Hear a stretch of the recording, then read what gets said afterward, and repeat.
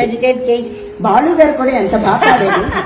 బాలు గారు కూడా ఎంత బాగా పాడారు. బాలు గారు నేను పాటలో మెడిటేట్, మాటలు కూడా చేస్తావు కదా. పాటలో మెడిటేట్ చేయాలి నువ్వు. కరెక్టే.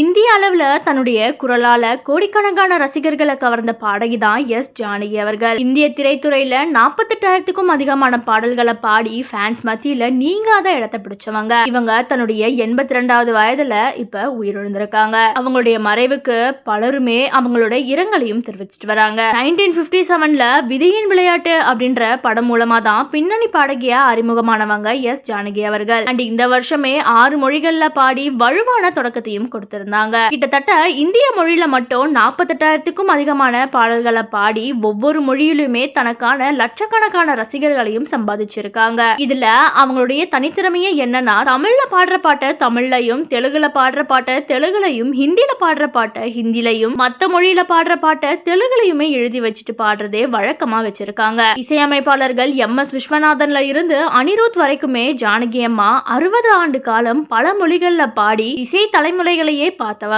இவங்க கடைசியா 2016ல மலையாளத்துல வெளியான 10 கலப்படங்கள் அப்படின்ற படத்துல இடம்பெற்ற அம்மா பூவினம் அப்படின்ற பாடலை பாடியிருக்காங்க. இந்த பாட்டுக்கு அப்புறமா இனி பாட போறதில்ல அப்படின்னு முடிவெடுத்திருந்தாங்க. இந்த சூழல்ல பாடகி ஜானகி அவர்கள் உயிரிழந்திருக்காங்க. அண்ட் ஜானகி அவர்கள் மைசூர்ல வசிச்சுட்டு வந்திருக்காங்க. பாடகி சுனிதா அவர்கள் பாட அதை ஜானகி அவர்களும் ரசிச்சுட்டு இருக்காங்க. இந்த வீடியோஸ் தான் இப்ப சோசியல் மீடியால ரொம்பவே வைரல் ஆகிட்டு இருக்கு. இந்த வீடியோல ஜானகி அவர்கள் ரொம்பவே மகிழ்ச்சியாவும் அதோட பாடுறது மட்டும் இல்லாம கையில அழகா தாளமும் போட்டு இருக்கிறத பார்க்கும்போது ரொம்பவே நெகிழ்ச்சியா இருக்கு அப்படின்னு ஃபேன்ஸ் பலருமே சொல்லிட்டு வராங்க.